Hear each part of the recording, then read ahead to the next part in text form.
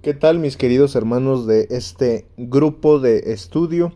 Los saludo con muchísimo gusto, esperando que se encuentren muy bien.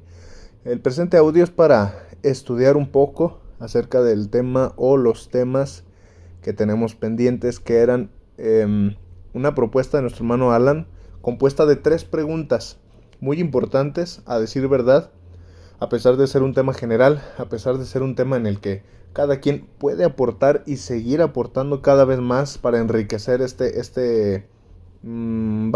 temas, estos asuntos. Eso no deja de ser un tema importante, no deja de tener la relevancia necesaria para nuestra vida, al grado que queramos seguir aprendiendo de ello. Bueno, vamos a dar un poco de prisa a este estudio, ya que, como dijimos, se compone de 3 preguntas. La primera de ellas es cómo acercar varones a la iglesia. La número 2 es cómo crear líderes dentro de la iglesia. Y la número 3 es cómo hacer que la iglesia crezca.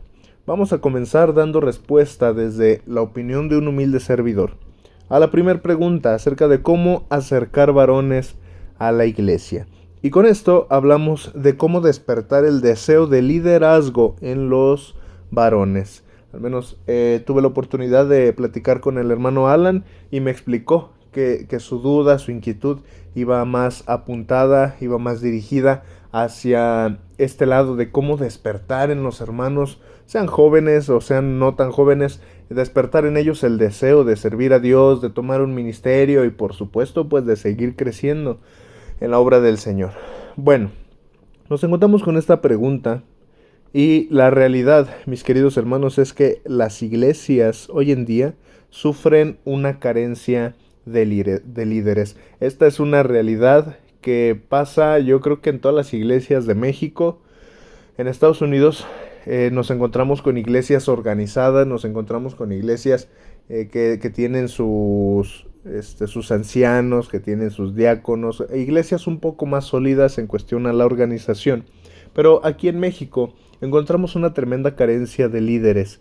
Y esto, como dijimos, al ser una realidad triste, muchas veces nos hace desanimarnos en lugar de tomar la actitud necesaria o la actitud de vida para hacer frente a esta realidad. ¿Cuál debiera de ser esa actitud? Bueno, buscar despertar en los hermanos, despertar en los varones el deseo de servir a nuestro Dios. Como sabemos, la iglesia en general y nosotros desde nuestra familia, desde nuestro hogar y desde nuestra lugar de trabajo, vivimos bajo una constante presión social.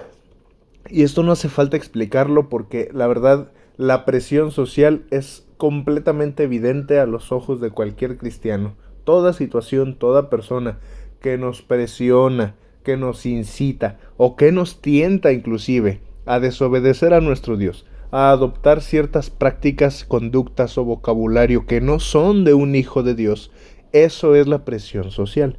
Entonces vivimos bajo una constante presión social y a veces los varones a cargo de un ministerio son vencidos por esa presión social. Un ejemplo que me gustaría tomar para abrir con la escritura es, lo encontramos ahí en 2 de Timoteo capítulo 4 y versículo 10. 2 de Timoteo 4:10. Dice, porque Demas, primero le dice el apóstol Pablo a Timoteo, procura venir pronto a verme, porque Demas me ha desamparado, amando este mundo, y se ha ido a Tesalónica, Crescente fue a Galacia y Tito a Dalmacia. Así que dice aquí, Demas me ha desamparado, amando más este mundo. Tristemente, muchos varones dentro de la iglesia del Señor a cargo de un ministerio son vencidos por esta presión social. Demas no pudo resistir las dificultades del ministerio y terminó amando más este mundo, los placeres y las facilidades temporales que ofrece. Ahora, mis queridos hermanos, ¿cómo podemos provocar un efecto contrario en los varones? Es decir, si existe la presión social, si Satanás trabaja día y noche y anda alrededor nuestro como león rugiente buscando a quien devorar, ¿cómo podemos provocar un efecto contrario? Un efecto diferente a lo que la estadística marca, Porque si bien no estamos diciendo que los que estamos en este grupo o los que están en nuestra iglesia sean jalados por el mundo, sean llamados por el mundo hacia afuera, pero hemos de admitir que pasa, realmente sucede, y son casos que nos llenan de tristeza, de personas jóvenes que nosotros veíamos llenos de ímpetu, llenos de vigor, de fuerza, de gozo y ánimo por servir al Señor, y pues lamentablemente hoy solamente viven en nuestro recuerdo porque a la iglesia no volvieron a poner un pie jamás. Así que, ¿cómo podemos provocar un efecto contrario en los varones? Bueno, primero que nada, mis queridos hermanos, tenemos que hacer una llamada a la acción. Tenemos que hacer una llamada a la acción.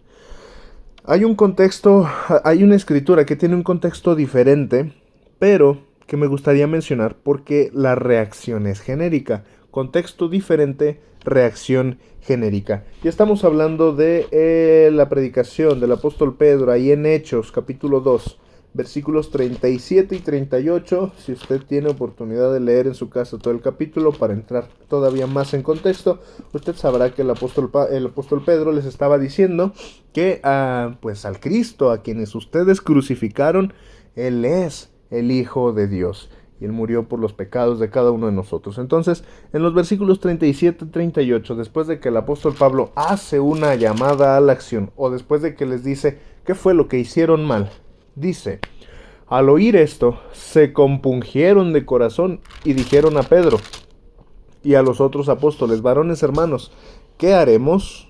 Pedro les dijo: arrepentíos y bautícense cada uno de vosotros en el nombre de Jesucristo para perdón de los pecados, y recibiréis el don del Espíritu Santo. Que encontramos aquí, como dijimos, es un contexto completamente diferente. El contexto no tiene nada que ver con lo que estamos tratando de aprender en esta noche, que es acerca de cómo acercar los varones a un ministerio en la iglesia.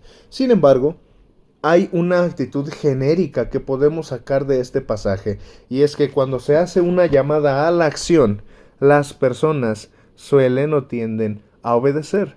Tienden, y no hablamos como robots, no hablamos como ovejas que siguen una detrás de otra, sino que entran en razón, toman conciencia de la necesidad, como vamos a ver más adelante, y terminan aceptando el llamado. ¿A qué nos referimos con esto? En el versículo 41 de este mismo capítulo dice: así que los que recibieron su palabra fueron bautizados, y se añadieron aquel día como 3,000 personas. Así que, mis queridos hermanos, ¿qué hubiera pasado si cuando ellos preguntaron: bueno, varones hermanos, ¿qué haremos? Y Pedro solamente les hubiera dicho: pues arrepiéntanse porque ya mataron a Jesucristo y les va a ir bien mal y ustedes son unos pecadores. Si no hubiera pasado de ahí, no hubiera habido, sabemos que por la gracia del Señor de una forma o de otra sucede su voluntad, sin embargo, no hubiera habido esta llamada a la acción. Estas 3,000 personas no hubiera sido tan fácil que se convirtieran si no fuera por el mensaje de Pedro. Así que la llamada a la acción es el primer paso que nosotros tenemos que hacer para despertar el deseo y el interés en los hermanos. ¿Cuál sería en nuestros días, cuál sería en nuestra congregación la llamada a la acción? Primero que nada, mis queridos hermanos, encontramos una responsabilidad compartida de todos los creyentes. Estamos hablando de la gran comisión para todos. Esto lo encontramos allí en Mateo capítulo 28, en los versículos 19 y 20. Mateo 28, 19 y 20. Jesús les dice: por tanto, vayan y hagan discípulos a todas las naciones, bautizándolos en el nombre del Padre, y del Hijo, y del Espíritu Santo, enseñándoles que guarden todas las cosas que les he mandado, y he aquí yo estoy con ustedes todos los días hasta el fin del mundo. Amén. Bien, esta es la gran comisión para todos, y de verdad, cuando hemos tenido la oportunidad de capacitar a algunos hermanos jóvenes, algunos están dentro de la iglesia, algunos otros ya no lo están, hemos visto la necesidad y la importancia de compartir con ellos esta responsabilidad, que si bien fueron palabras del Señor Jesucristo que Él dejó a los discípulos al momento de subir, al momento de dejarlos después de su resurrección, entendemos esta ser una responsabilidad compartida para todos. La gran comisión, la labor de predicar el evangelio es para todos, así como lo fue para ellos, lo es para nosotros hoy en día. Pero no solo para nosotros o para quienes están al frente en el púlpito, sino para cada creyente, para cada cristiano, hombre o mujer, chico o grande. Sin embargo, como ya sabemos, damos por sentado que comprendemos que el ministerio público pues lo desarrollan dentro de la iglesia los varones.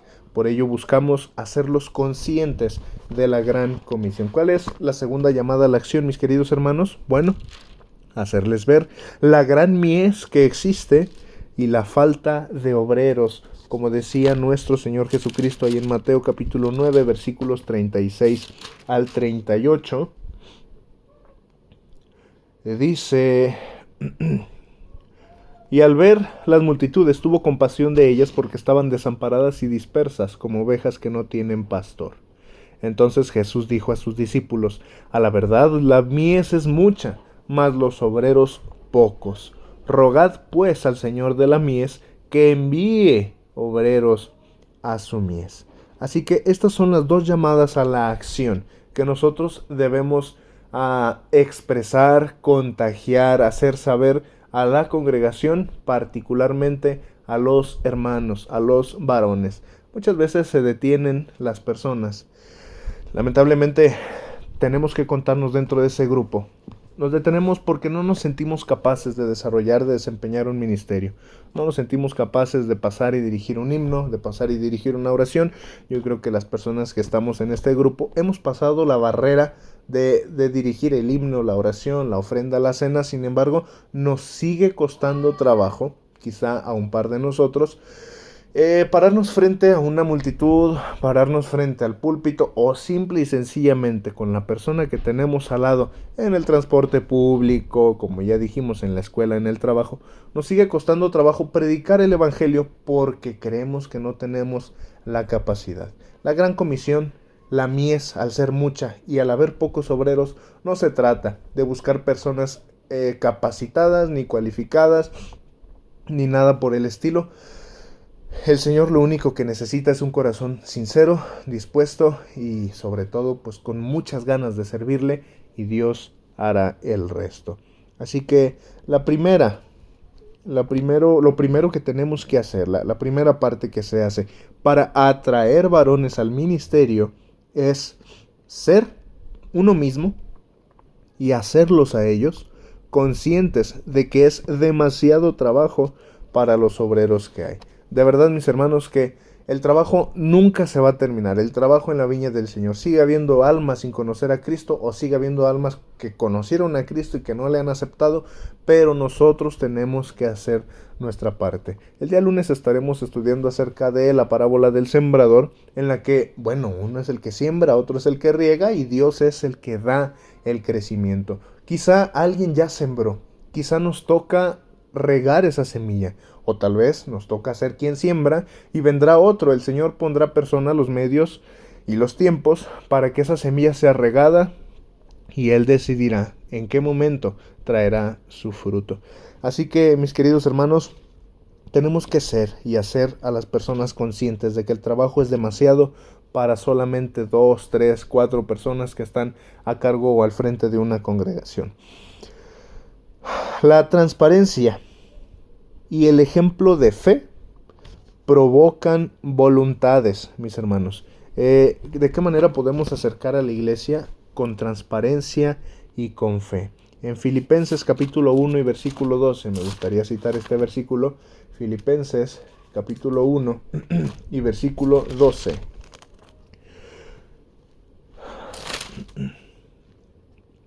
Dice: quiero que sepáis, hermanos, que las cosas que me han sucedido han redundado más bien para el progreso del evangelio. ¿Quién está hablando aquí? El apóstol Pablo. ¿De qué está hablando? De sus encarcelamientos, de sus prisiones, de sus sufrimientos, de su tortura, de todo lo que ha pasado y que él no les ha ocultado a los hermanos.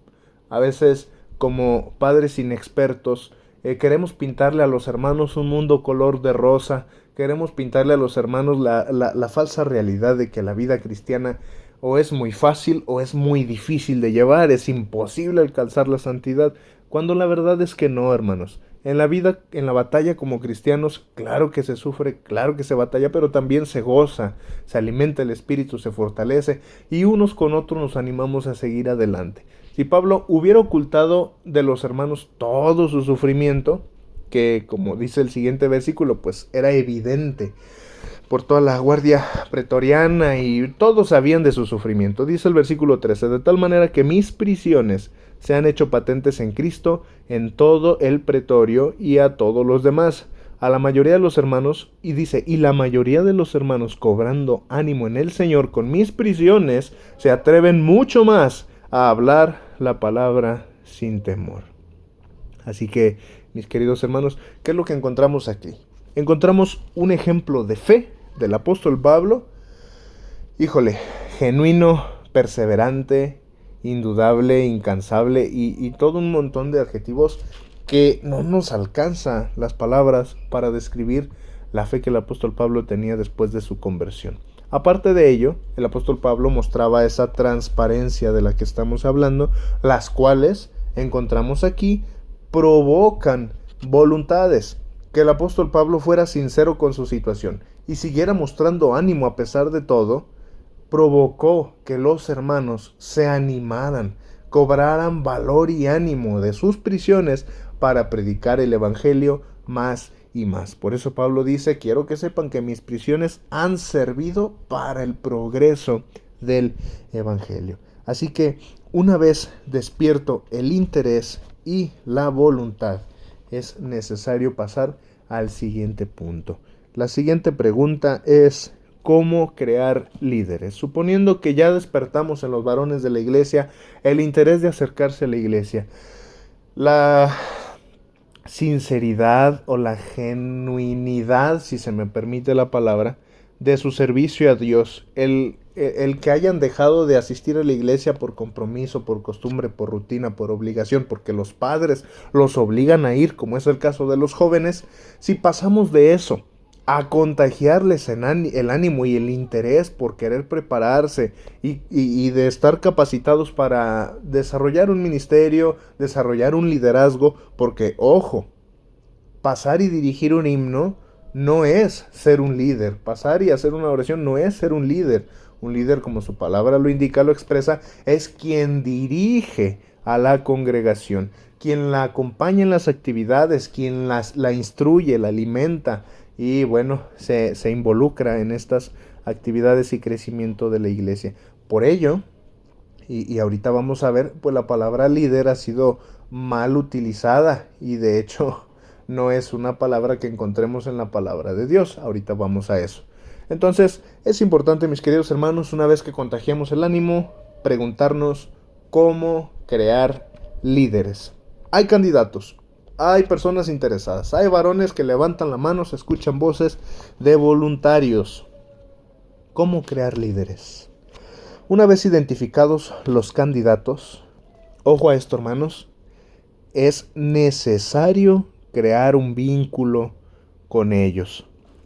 Mientras yo estaba estudiando la palabra de nuestro Dios, encontré un patrón, encontré una virtud del apóstol Pablo al dirigirse a sus discípulos, al dirigirse a los líderes que él capacitó y que él mismo estableció y puso al frente de una congregación. Nos referimos a Tito, nos referimos a Timoteo, nos referimos a su amigo de milicia, su compañero de milicia, Filemón. Así que para esto vamos a leer 1 de Timoteo 1, versículos 1 y 2. Recordemos, una vez identificados los candidatos, es necesario crear un vínculo con ellos. Dice así: Pablo, apóstol de Jesucristo, por mandato de Dios nuestro Salvador y del Señor Jesucristo nuestra esperanza, a Timoteo, verdadero hijo en la fe. Gracia, misericordia y paz de Dios nuestro Padre y de Cristo Jesús nuestro Señor. Verdadero hijo en la fe. De esta manera se expresó Pablo a Timoteo en su primera carta. La segunda no dio por sentado que Timoteo ya sabía y ya conocía de su amor, porque dice 2 de Timoteo 1, 1 y 2, Pablo, apóstol de Jesucristo, por la voluntad de Dios, según la promesa de la vida que es en Cristo Jesús. A Timoteo, amado hijo, gracia, misericordia y paz de Dios Padre y de Jesucristo nuestro Señor. A Timoteo, amado hijo, verdadero hijo amado. Encontramos el gran aprecio, el gran cariño, el gran amor que el apóstol Pablo no fingía, dice, sentía o expresaba hacia su hijo en la fe, Timoteo. Más adelante también, como ya dijimos, en Tito, capítulo 1, versículos 1 y después el 4. Pablo, siervo de Dios y apóstol de Jesucristo, conforme a la fe de los escogidos de Dios y el conocimiento de la verdad que es según la piedad. Número 4. ¿A quién? A Tito, verdadero hijo en la común fe, gracia, misericordia y paz de Dios Padre y del Señor Jesucristo, nuestro Salvador. A Tito, verdadero hijo en la común fe. No dice al hermano Tito, al evangelista Tito, dice a Tito, a Timoteo, verdaderos hijos en la fe. ¿Por qué decía esto? Claro, porque tenían una trayectoria juntos, claro, porque habían creado amistad, habían creado un vínculo. Entonces, cuando hablamos de crear un vínculo, hablamos de que se necesita pasar tiempo con los hermanos, se necesita convivir con ellos, involucrarnos en sus vidas, en sus necesidades, en sus alegrías, en sus aflicciones. Y tal como hacía el apóstol Pablo por sus discípulos o por sus líderes capacitados, debemos orar por ellos. Y también más adelante en Filemón, mis queridos hermanos, Filemón 1, dice Pablo, prisionero de Jesucristo, y el hermano Timoteo, al amado Filemón, colaborador nuestro, no nada más el hermano Filemón, colaborador nuestro, el amado. Dice versículos 4 al 7, doy gracias a mi Dios, haciendo siempre memoria de ti en mis oraciones, porque oigo del amor y de la fe que tienes hacia el Señor Jesús y para con todos los santos, para que la participación de tu fe sea eficaz en el conocimiento de todo el bien que está en vosotros en Cristo o por Cristo Jesús. Pues tenemos gran gozo y consolación en tu amor, porque por ti, oh hermano, han sido confortados los corazones de los santos.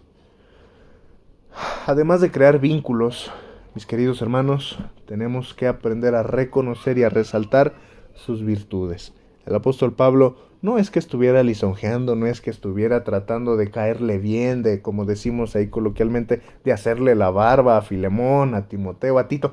Lo que él decía, él lo sentía, y de veras al estudiar la personalidad del apóstol Pablo podemos estar seguros de que lo que menos tenía Pablo era hipocresía. Lo que él decía, pensaba, sentía, así lo expresaba, así lo hacía saber a los hermanos. Sabemos de lo genuino que era el apóstol Pablo al expresarse de esta manera. Así que, hermanos, es necesario crear un vínculo con los prospectos a líderes o con los ya existentes líderes de la iglesia.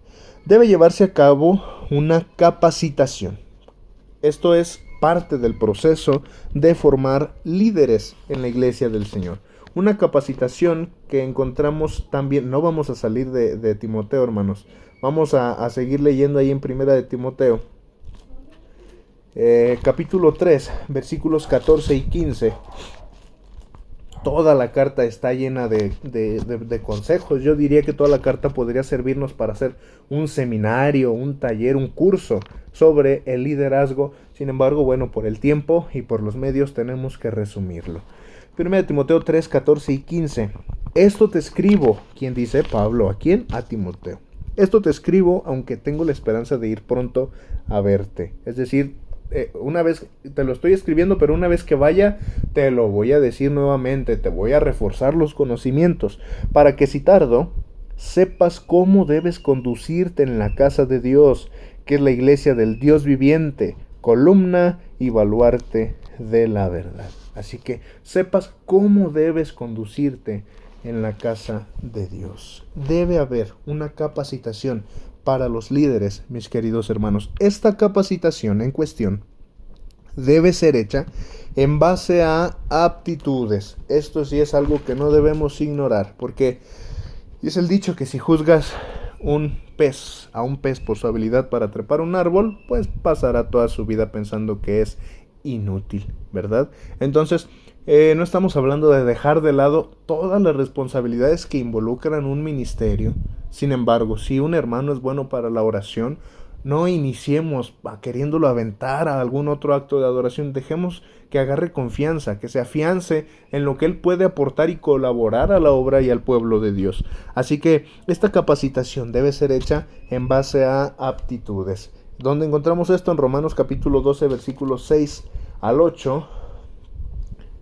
De manera que teniendo diferentes dones, según la gracia que nos es dada, si el de profecía, úsese conforme a la medida de la fe, o si de servicio, en servir, o el que enseña en la enseñanza, el que exhorta en la exhortación, el que reparte con liberalidad, el que preside con solicitud, el que hace misericordia con alegría. El amor sea sin fingimiento, aborreced lo malo, seguid lo bueno. Me gustó este versículo, mis hermanos. Así que encontramos que hay diferentes roles, hay diferentes papeles en la iglesia del Señor. Sabemos que algunos tienen el don, según la gracia que nos es dada. Ya no encontramos el don de profecía, cuando la había, dice que tenía que usarse conforme a la medida de fe. Encontramos hoy en nuestros días, ¿qué dones? Esto sí lo encontramos, el de servicio. El que sirve, dedíquese y métale esmero, pasión, anhelo a servir.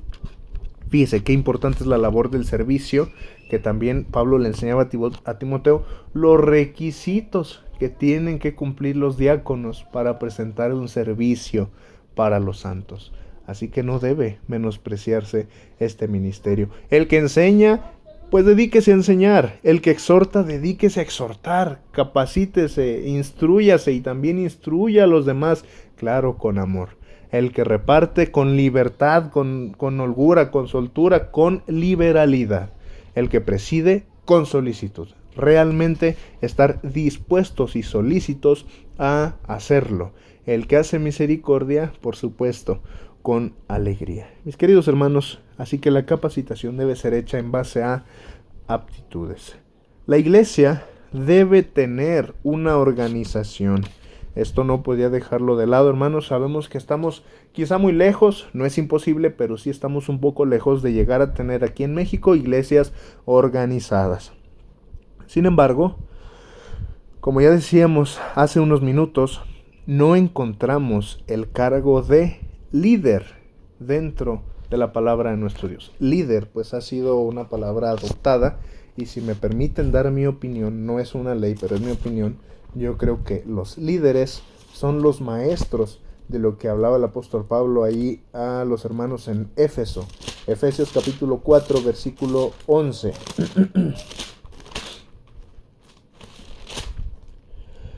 Dice, y él mismo, ¿quién? Bueno, nuestro Señor Jesucristo constituyó a unos apóstoles, a otros profetas. Ya no hay apóstoles, ya no hay profetas, solo los que el Señor Jesucristo escogió. El apóstol Pablo dice, yo fui el último apóstol.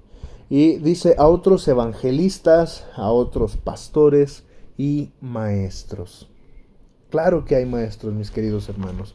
Y estos son, en mi opinión, a reserva de lo que ustedes puedan aportarnos o corregirnos, estos son los líderes de hoy en día en la congregación. Maestros que deben estar capacitados, preparados y sobre todo deben tener una sed, un anhelo constante de que su congregación crezca, de que los hermanos puedan perseguir con el mismo gozo y el mismo amor el crecimiento espiritual. Así que se debe instruir, mis hermanos, al nuevo líder. Si ya, como dijimos, había prospectos, ya tenemos un vínculo con ellos, ya los hemos capacitado, tenemos que instruirlos para que prediquen la palabra. Como ya mencionábamos hace rato, no tenemos que dejar de lado. Podemos iniciar con habilidades, con aptitudes, sin embargo, no podemos dejar de lado nuestra responsabilidad de predicar la palabra de nuestro Dios. Segunda de Timoteo capítulo 2 versículos 1 y 2. Dice, tú pues, hijo mío, esfuérzate en la gracia que es en Cristo Jesús. Lo que has oído de mí ante muchos testigos, esto encarga a hombres fieles que sean idóneos para enseñar también a otros. En pocas palabras, hermanos, pensando a futuro, el líder tiene que estar preparado, y dispuesto para crear más líderes. Y así es como ha funcionado la iglesia del Señor, hermanos. Hermanos capacitados, hermanos maduros y con el deseo, han pasado ese deseo y ese conocimiento generación tras generación, y otros valientes hermanos como lo son ustedes han tomado la responsabilidad tan grande, pero al mismo tiempo el privilegio y la bendición de ser portavoces del mensaje de nuestro Dios y de contagiar ese ánimo y esa pasión para que no muera este deseo de crecer, sino al contrario, pues lo hablo desde un punto de vista muy particular, se contagia. Cuando un hermano como ustedes tienen el deseo de aprender y de enseñar al mismo tiempo a la iglesia, nosotros los miembros nos edificamos, nos contagiamos y damos el salto de fe, damos el paso que necesitábamos para tomar un ministerio, para acompañar a las reuniones, para ser fieles al Señor, que de por sí ya debiéramos de procurarlo. Ahora, ¿cómo crear líderes? Dijimos, pues también mostrando una genuina preocupación por ellos. Encontramos que el apóstol Pablo, como mencionamos, no era falso, no era superficial en sus palabras, sino que el apóstol Pablo realmente sentía una preocupación por sus discípulos. En 1 Timoteo capítulo 6 versículo 20 le dice, termina la primera carta a Timoteo, le dice: oh Timoteo, guarda lo que te he encomendado, evitando las malas o las profanas pláticas sobre cosas vanas y los argumentos de la falsamente llamada ciencia, la cual profesando algunos se desviaron de la fe. La gracia sea contigo. Amén. Oh Timoteo, guarda lo que te he encomendado. El apóstol Pablo no solamente le dio las instrucciones para el diario vivir, no solamente le dio la cátedra sobre cómo debe conducirse en la iglesia de Dios, en la casa de Dios, sino también le dice: Timoteo, por favor, por este gran amor que yo siento por ti, guarda lo que te he enseñado. Esto solamente demuestra una genuina preocupación por él, por su hijo en la fe, Timoteo. Así que esto es lo que nosotros tenemos que hacer, hermanos, para abrazar, para apapachar a los nuevos líderes, a quienes sea que tengamos un discípulo amado, es decir, tengamos un prospecto y lo propongamos y estemos atrás de él persiguiéndolo, o también que haya candidatos, haya voluntarios que estén intentando tomar un ministerio y quizá nosotros estamos volteando hacia otro lado. Es momento de ampliar, de abrir el panorama, de dar nuevas nuevas y mejores oportunidades, y aprovechar el talento, aprovechar la fuerza, el vigor y el deseo. Una vez sabiendo el deseo, hermanos, es fácil la preparación, es fácil la capacitación, porque van tomados de la mano de nuestro Dios. Para no extender más el audio, seguiremos pasando muy rápido por la última pregunta, que es acerca de cómo hacer que la iglesia crezca. Y a mí me parece que el hermano Alan lo expresó en el orden perfecto, vaya. Estas tres preguntas. Primero, cómo hacer que los hermanos tengan el deseo de tomar un liderazgo. Segundo, cómo formarlos como líderes, como lo que deben o debemos ser todos. Y número 3, cómo hacer que la iglesia crezca. ¿Por qué al final? Pues porque simple y sencillamente será un resultado de todo el trabajo previo que ha habido, todo el trabajo previo que hay. Primero debemos, mis hermanos, antes de buscar que la iglesia crezca en número, debemos buscar su crecimiento espiritual. ¿Por qué? Porque, como ya decíamos al principio, lamentablemente nos encontramos a veces, no estoy generalizando, pero a veces, en algunos casos nos encontramos en un estancamiento espiritual al grado que, teniendo los años que tenemos, no hemos logrado pasar los rudimentos de Cristo, los rudimentos de la doctrina del Señor Jesucristo. Allá en Hebreos capítulo 5, versículos 12 hasta el capítulo 6, versículo 1, dice: porque debiendo ser ya maestros, después de tanto tiempo, tiene necesidad de que les vuelva a enseñar cuáles son los primeros principios o fundamentos de las palabras de Dios, y han llegado a ser tales que tienen necesidad de leche y no de alimento sólido. Y todo aquel que participa de la leche es inexperto en la palabra de justicia, porque es un niño. Pero el alimento sólido es para los que han alcanzado madurez, para los que por el uso tienen los sentidos ejercitados en el discernimiento del bien y del mal. Por tanto, dejen ya los rudimentos de la doctrina de Cristo, vamos adelante a la perfección, no echando otra vez el fundamento del arrepentimiento de obras muertas, de la fe en Dios. Así que la primera parte es lo que nos interesa, por tanto, dejemos ya los principios de la doctrina de Cristo y vamos adelante a la perfección. Por supuesto, todo el contexto desde el versículo 12 es el tema en cuestión.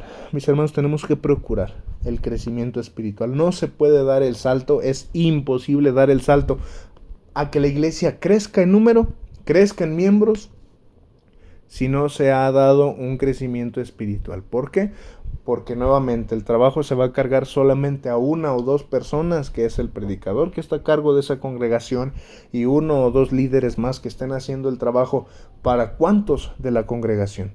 Lo ideal es que cada persona ponga su granito de arena, cada varón tenga el deseo de prepararse y de traer almas para Cristo. Pero ¿cómo las vamos a traer si no hemos crecido nosotros mismos? Ahora, una vez que pasa, que sucede el crecimiento espiritual, que los líderes de una congregación se han preocupado por su crecimiento y por su aprendizaje de la palabra de Dios, hermanos, no hay otra. Y aunque hoy en nuestros días queramos huir de ella, y me refiero a que ya no es un hábito que se practique, ya no es una práctica que se vea, tenemos que hacer labor evangelística. Esta es la manera, esta es la forma, es el trabajo que nos corresponde a nosotros hacer. Ahí en Hechos capítulo 16 versículos 1 al 5 encontramos un ejemplo con precedencia y pues claro que está vigente en nuestros días. Hechos 16, 1 al 5. Después llegó a Derbe y a Listra, y he aquí había ahí cierto discípulo llamado precisamente Timoteo, hijo de una mujer judía creyente pero de padre griego. Y daban buen testimonio de él los hermanos que estaban en Listra y en Iconio. Quiso Pablo que éste fuera con él, que Timoteo lo acompañara, y tomándole le circuncidó por causa de los judíos que había en aquellos lugares, porque todos sabían que su padre era griego.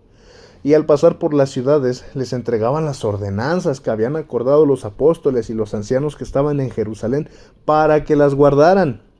Así que las iglesias eran confirmadas en la fe y aumentaban en número cada día. Mis queridos hermanos, repito, la labor evangelística es y siempre será la forma más eficaz de buscar el crecimiento numérico de una congregación de la iglesia. El hablar de la escritura, el hablar de la palabra de Dios, así como Pablo y Timoteo hicieron ahí, se juntaron, fueron y estaban diciendo, dice aquí, anunciando las ordenanzas que habían acordado los apóstoles y los ancianos que estaban ahí en Jerusalén. ¿Para qué? Para que las guardaran, para que las practicaran. Y de esta manera las iglesias eran confirmadas, es decir, eran fortalecidas, eran edificadas en la fe y aumentaban en número cada día. Esta frase, esta palabra es la que nosotros estamos buscando. Aumentaban en número cada día. ¿Por arte de magia? No, señores, claro que no. Hay un trabajo, hay una labor que nosotros tenemos que hacer y es este ejemplo que acabamos de leer. ¿Eran los mensajeros los que lograban acrecentar la iglesia? Claro que no, claro que no. Era y es Dios quien hace crecer la iglesia. Hay en Hechos capítulo 2 y versículo 47, mis queridos hermanos, y con esto estaría yo terminando mi participación. Hechos capítulo 2 y versículo 47. Es una cita que ustedes ya conocen.